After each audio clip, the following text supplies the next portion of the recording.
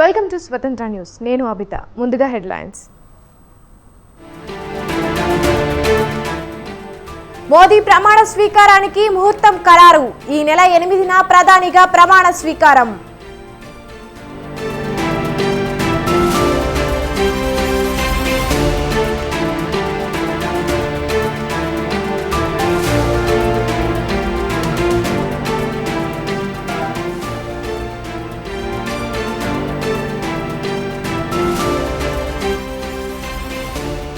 ఢిల్లీలో చంద్రబాబు, పవన్ కాసేపట్లో ఎన్డీఏ పక్ష సమావేశానికి హాజరు.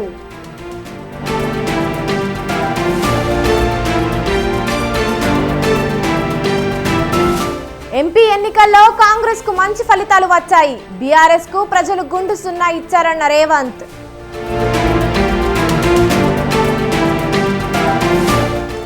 కాంగ్రెస్ వైఫల్యాలే బీజేపీకి అధిక సీట్లు. తెలంగాణ ఎంపీ ఫలితాలపై నారాయణ కామెంట్.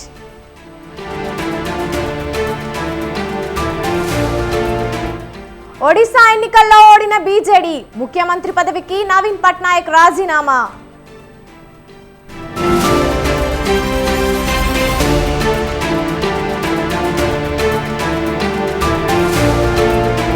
ఒకే ఫ్లైట్ లో నితీష్, తేజస్వి ఆశ్చర్యానికి గురి చేసిన ఇద్దరు నేతలు.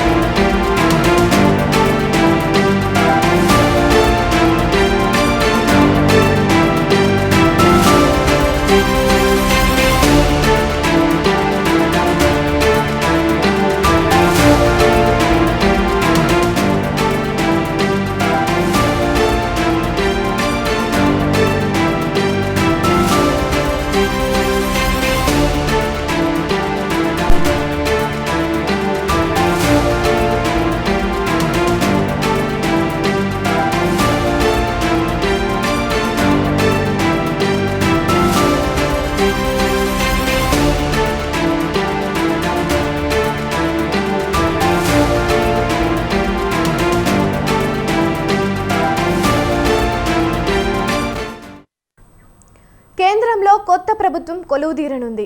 లోక్సభ ఎన్నికల ఫలితాల్లో ఎన్డీఏ కూటమికి స్పష్టమైన ఆధిక్యం రావడంతో ప్రభుత్వ ఏర్పాటుకు కార్యాచరణ మొదలుపెట్టింది. సార్వత్రిక ఎన్నికల్లో హ్యాట్రిక్ విజయంతో వరుసగా మూడోసారి ప్రధాని బాధ్యతలు చేపట్టేందుకు నరేంద్ర మోదీ సిద్ధమవుతున్నారు. మోదీ ప్రమాణ స్వీకారానికి ముహూర్తం ఖరారైనట్లు తెలుస్తోంది. జూన్ 8వ తేదీన సాయంత్రం ఢిల్లీలోని కర్తవ్య పథ్లో మోదీ ప్రమాణ స్వీకార కార్యక్రమం జరగనున్నట్లు తెలుస్తోంది. ఈ వేడుకకు ఎన్డీఏ కూటమి నేతలు, పలు రాష్ట్రాల ముఖ్యమంత్రులు హాజరు కానున్నట్లు సమాచారం.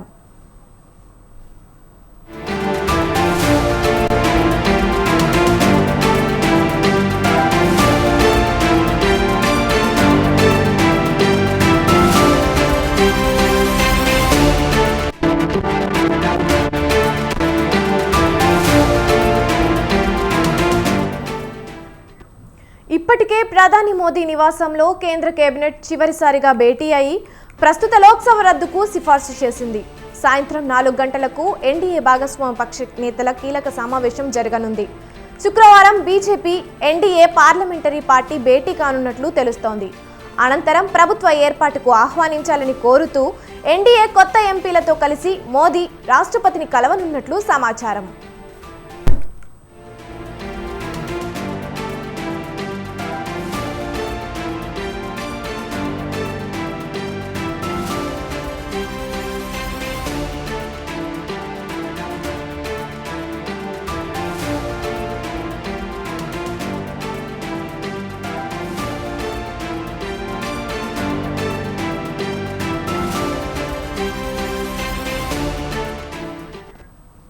సార్వత్రిక ఎన్నికల ఫలితాల్లో బీజేపీ 240 సీట్లతో ఏకైక అతిపెద్ద పార్టీగా అవతరించింది. 99 స్థానాలతో కాంగ్రెస్ రెండో అతిపెద్ద పార్టీగా నిలిచింది. మొత్తంగా ఎన్డీఏ కూటమికి 293 స్థానాలు రాగా ఇండియా కూటమికి 233 సీట్లు దక్కాయి. ప్రభుత్వ ఏర్పాటుకు అవసరమైన మ్యాజిక్ ఫిగర్ 272ను ఎన్డీఏ దాటడంతో ప్రభుత్వ ఏర్పాటుకు సిద్ధమవుతోంది.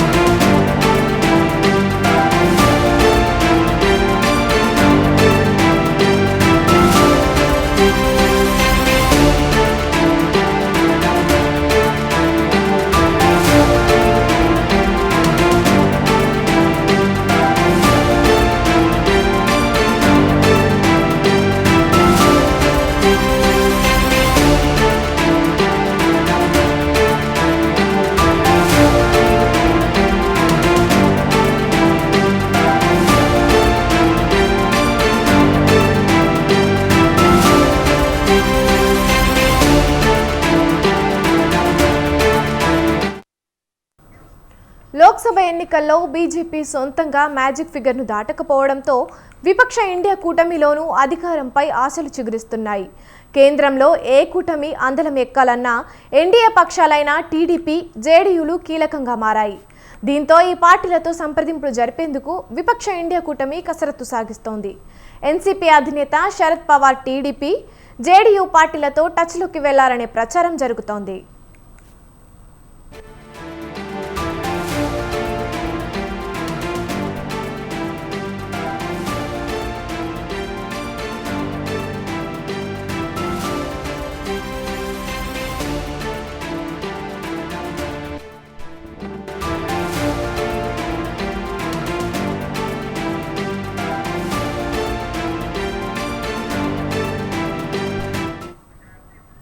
అయితే శరద్ పవార్ కీలక వ్యాఖ్యలు చేశారు. తాను టీడీపీ అధినేత చంద్రబాబు, బీహార్ సీఎం నితీష్ కుమార్తో టచ్లో లేనని ఎస్పీపీ చీఫ్ శరద్ పవార్ స్పష్టం చేశారు. తాను ఇప్పటి వరకు వారితో మాట్లాడలేదని చెప్పారు. ఇండియా కూటమి భేటీలో నిర్ణయం తీసుకున్న తర్వాత తాను వారితో మాట్లాడతానని తెలిపారు. ఇప్పటి వరకు మాత్రం వారితో ఎలాంటి చర్చలు జరపలేదని చెప్పారు.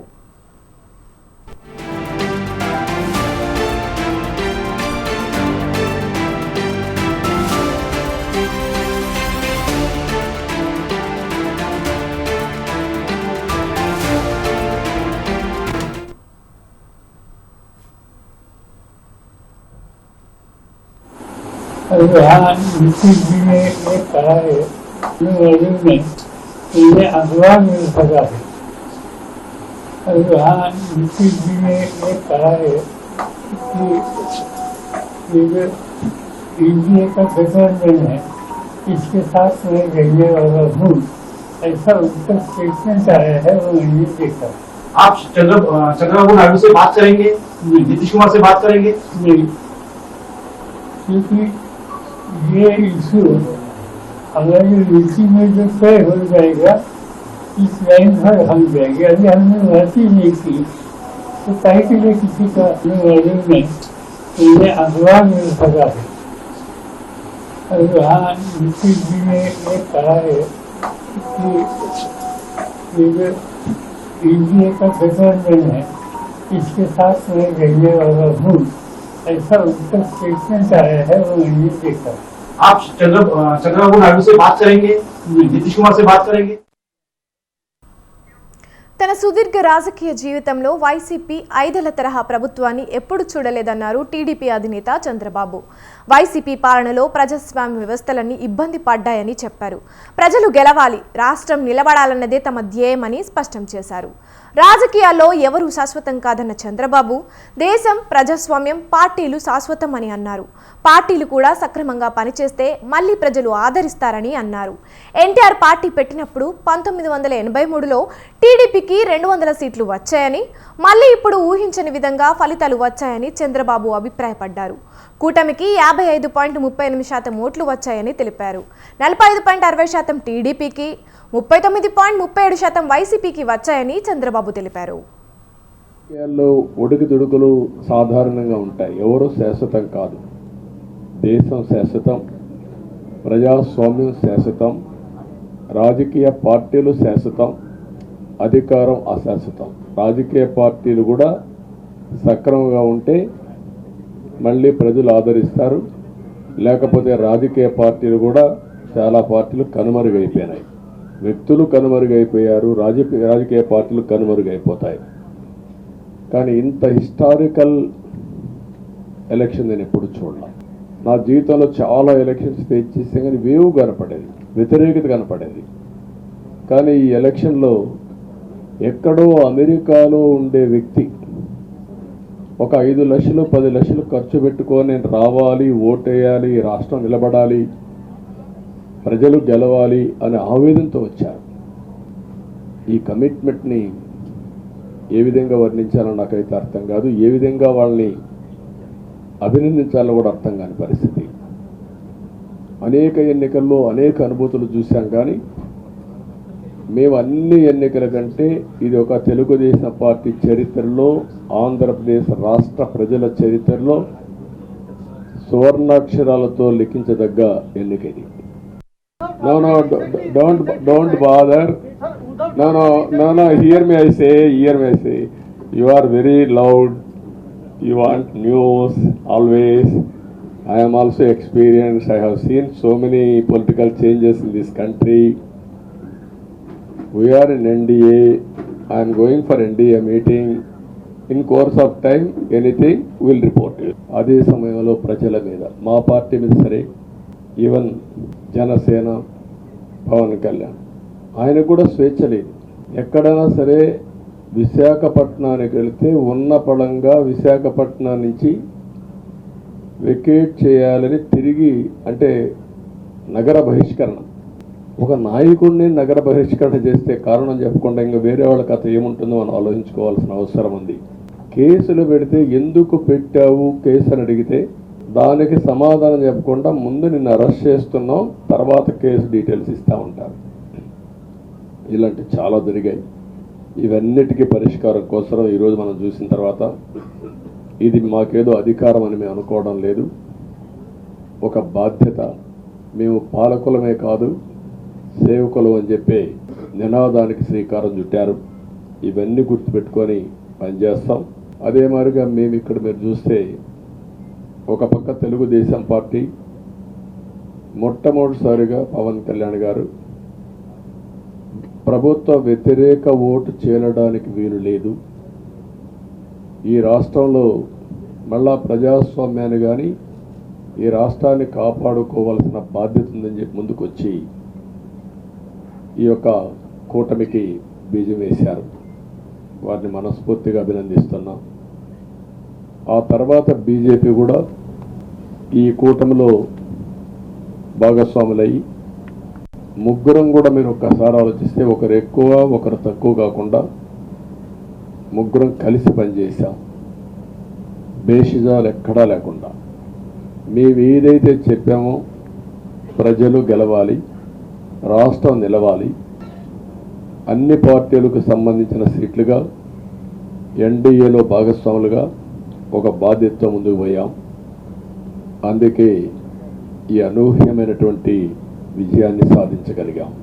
అహంకారం, నియంతృత్వం, విచ్చలవిడితనం ఏదంటే అది చేస్తారనుకుంటే ప్రజలు క్షమించే పరిస్థితులు లేరు. అదే ఈరోజు నిరూపించే పరిస్థితికి వచ్చారు. ఒక మాటలో చెప్పాలంటే ఈసారి వీళ్ళు చేసింది గుణపాఠం పాలకులకు కాదు, అవినీతి అహంకారంతో ముందుకు పోయి ఎలాంటి ధ్వంసకారులకైనా ఇదే జరుగుతుందని నిరూపించారు ప్రజలు. దానికి మనస్ఫూర్తిగా అభినందిస్తున్నా. అదే సమయంలో 5 సంవత్సరాలు మా కార్యకర్తల పడిన ఇబ్బందులు, చాలామంది స్లీప్లెస్ నైట్స్. నువ్వు ప్రాణంతో బతకాలంటే జై జగన్ అనమంటే జై తెలుగుదేశం, జై చంద్రబాబుని ప్రాణాలు వదిలిన సందర్భం చంద్రయ్య. ఇది తలుచుకుంటే ఆ కమిట్మెంటే ఆ త్యాగాల ఫలితమే ఈరోజు ప్రజాస్వామ్యాన్ని కాపాడుకోగలిగాం. ఇదే అసెంబ్లీలో నాకు, మా కుటుంబానికి, మా మిస్సెస్కి జరిగినటువంటి అవమానానికి నా జీవితంలో ఎప్పుడూ బాధపడలేం. నా మీద బాంబులతో దాడి చేసినప్పుడు కూడా వీరోచితంగా ఎదుర్కొన్నాను. 2003 సెప్టెంబర్, అక్టోబర్ నాకు ఇప్పుడు కూడా జ్ఞాపకం. ఆ రోజు నా మీద బాంబులు చేసినప్పుడు చాలా ఒక పానిక్ రియాక్షన్లో కూడా నేను భయపడలేదు. అలాంటి వ్యక్తిని మీరు చూస్తే ఆ సంఘటన చూసిన తర్వాత ఇలాంటి కౌరవ సభలో ఉండడం కరెక్ట్ కాదని అసెంబ్లీలో చెప్పి దానికి కూడా మైక్ ఇవ్వకపోతే చెప్పేసి బయట వచ్చి ప్రెస్ కాన్ఫరెన్స్ చెప్పి అనౌన్స్ చేశాను. మళ్ళీ క్షేత్రస్థాయిలో గెలిచి అసెంబ్లీని గౌరవ సభ చేసి అసెంబ్లీకి ఎంటర్ అవుతానని చెప్పాను. నేను ఏదైతే ఆ రోజు ఒక ప్రతిజ్ఞ చేశాను దాన్ని నిజం చేయడానికి ప్రజలు సహకరించారు. జగన్ దోపిడీ పాలనకు ప్రజలు ఓటుతో బుద్ధి చెప్పారని అన్నారు మాజీ మంత్రి యనమల రామకృష్ణుడు. ప్రజాస్వామ్యంలో ప్రజలే ముఖ్యమని, నాయకుల ప్రవర్తన సరిగా లేకపోతే ప్రజలు గుణపాఠం చెబుతారనే దానికి ఎన్నికల ఫలితాలే ఉదాహరణ అని తెలిపారు. ప్రజలు మంచి చేసిన ప్రభుత్వాలకే తోడుగా ఉంటారని, చెడు చేసిన వైసీపీ ప్రభుత్వానికే గుణపాఠం చెప్పారన్నారు.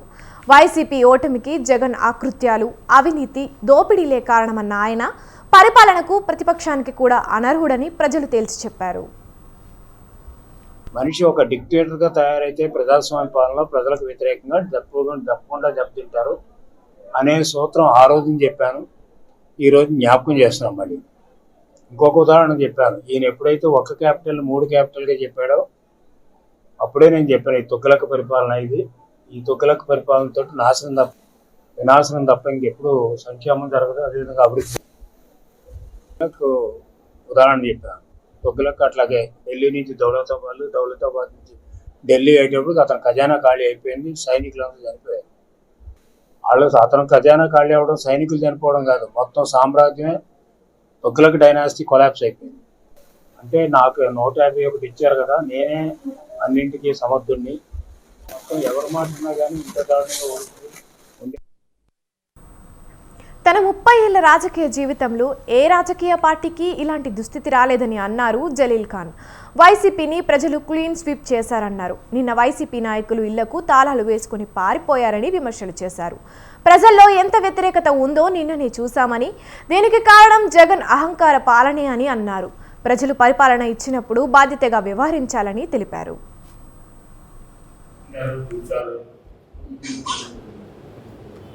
ప్రజల్లో ఎంత వ్యతిరేకంగా ఉందన్నది రాష్ట్ర ప్రజానికో నిన్న తెలియజేశారు. నా రాజకీయ జీవితంలో అధికార పార్టీ ఇంత ఘోరమైన ఆదాయం జరగడం అనేది నేను మొట్టమొదటిసారి చూశాను. దీనన్నిటికీ కారణం మాజీ ముఖ్యమంత్రి జగన్మోహన్ రెడ్డి గారి అహంకారం, కక్ష సాధింపు చర్యలు, విధానానికి వ్యతిరేకంగా పరిపాలన విధానం తెలియక ఇష్టంసారి పథకాలు పెట్టి ఏ ఒక్కడికి న్యాయం జరగకపోయేటప్పటికీ ఊహించిన పరిణామాలు వచ్చాయి. మీరందరూ గమనించారు, చూశారు.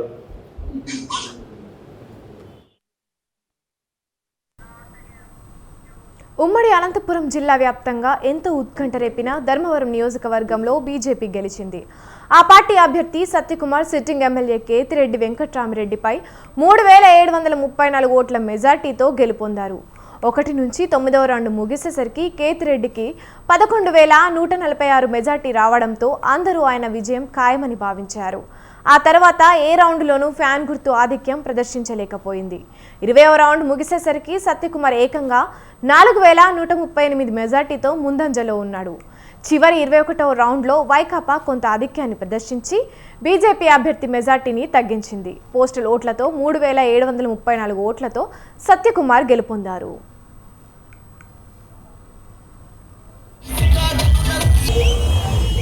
నీతి అస్తవ్యస్త పాలనకు వ్యతిరేకంగా పడిన ఓటు, అదే సమయంలో దివాలా తీసిన రాష్ట్రాన్ని అభివృద్ధి పదంలో నడపగలిగిన సత్తా ఎన్డీఏ ప్రభుత్వానికి ఉందని, కేంద్రంలో నరేంద్ర మోడీ గారి పట్ల విశ్వాసం, రాష్ట్రంలో చంద్రబాబు నాయుడు గారి నాయకత్వం పట్ల విశ్వాసంతో ప్రజలు మళ్లీ ఆంధ్రప్రదేశ్ ని గాడిలో పెట్టుకోవాలని, భావి తరాల ఉజ్వల భవిష్యత్తు ఉండాలని భావించారు. దాని కారణంగానే ఇవాళ ఇటువంటి ఫలితాలు వచ్చాయి. 5 సంవత్సరాల అరాచక అవినీతి అస్తవ్యస్త పాలనకు వ్యతిరేకంగా పడిన ఓటు, అదే సమయంలో దివాలా తీసిన రాష్ట్రాన్ని పార్లమెంట్ ఎన్నికల ఫలితాలు సంతోషాన్నిచ్చాయన్నారు సీఎం రేవంత్ రెడ్డి. రాహుల్ గాంధీ పాదయాత్రతోనే కాంగ్రెస్కు మెరుగైన ఫలితాలు వచ్చాయని చెప్పారు. కాంగ్రెస్ను ఆదరించిన ప్రజలకు కృతజ్ఞతలు తెలిపారు.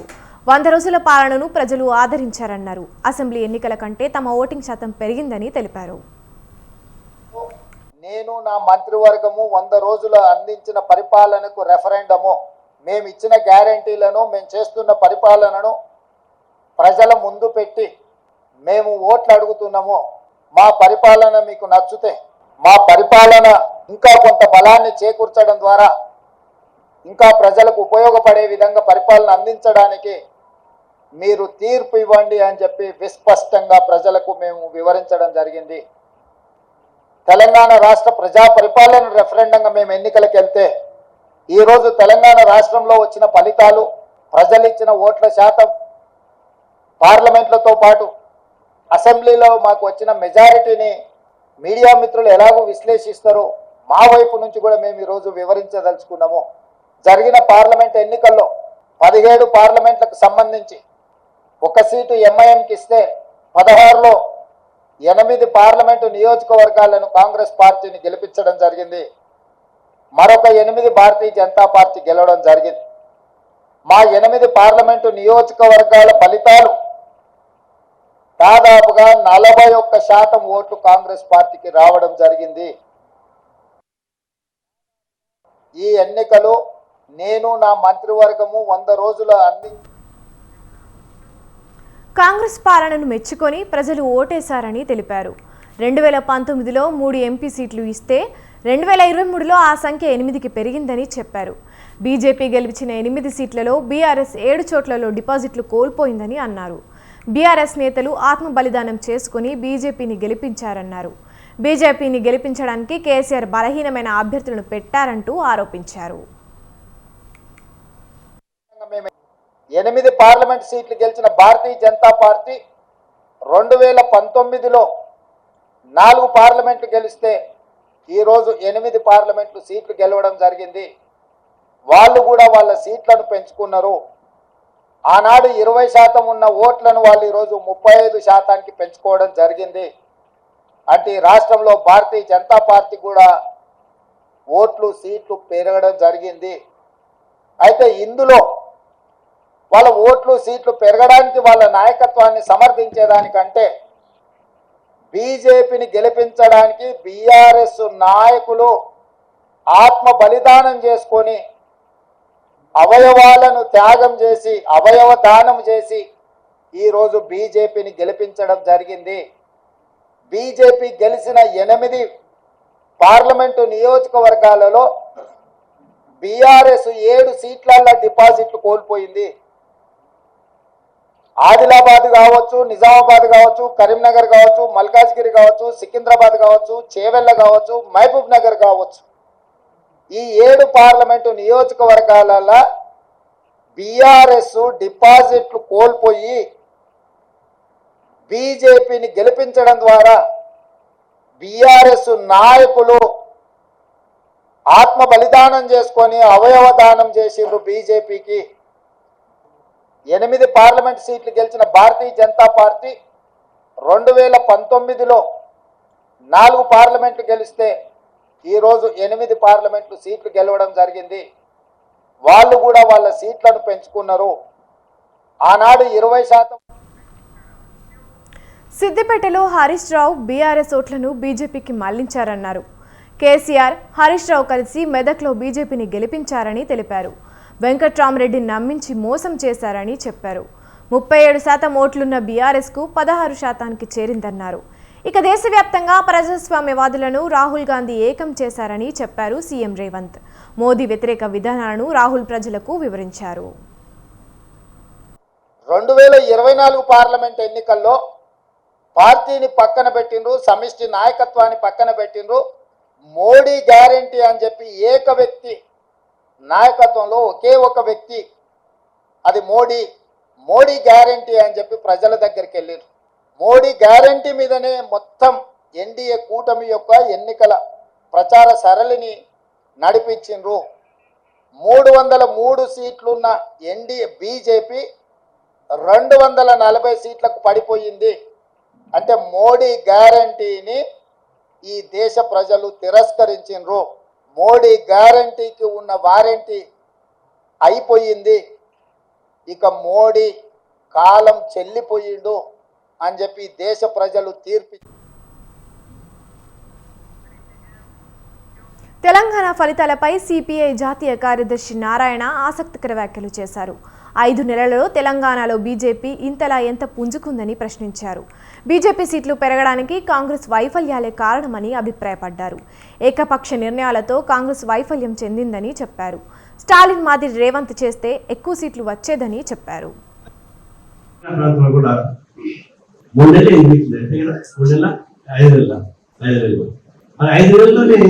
బీజేపీ పక్కన పెరిగింది, కాంగ్రెస్ పార్టీ ఎట్లా పెరిగింది. గవర్నమెంట్ మొత్తం ఇంకా ఉత్సాహం ఉండాలి కదా, నూతన మొత్తం తొక్కాలి కదా, విజయం ఇంకా బాగా సాధించబడాలి కదా.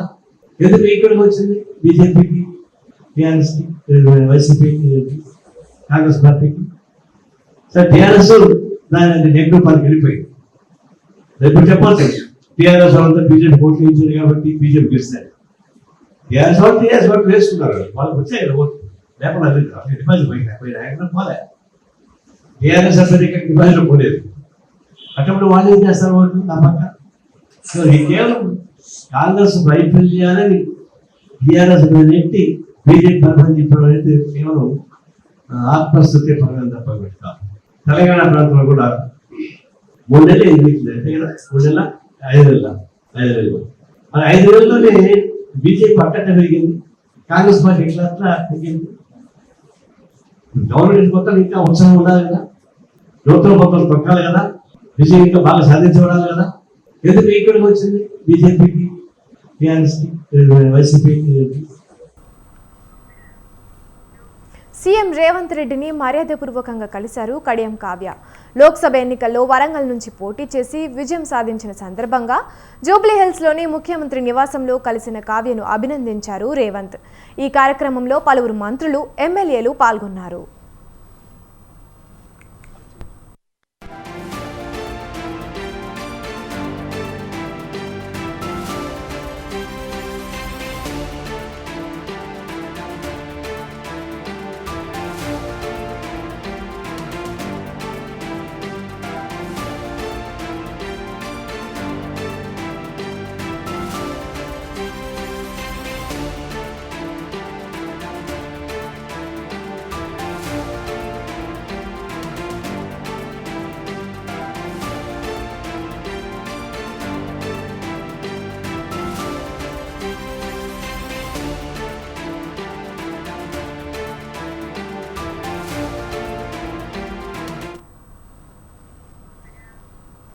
ఇవి ఇప్పటి వరకున్న బులెటిన్ అప్డేట్స్. చూస్తూనే ఉండండి స్వతంత్ర న్యూస్.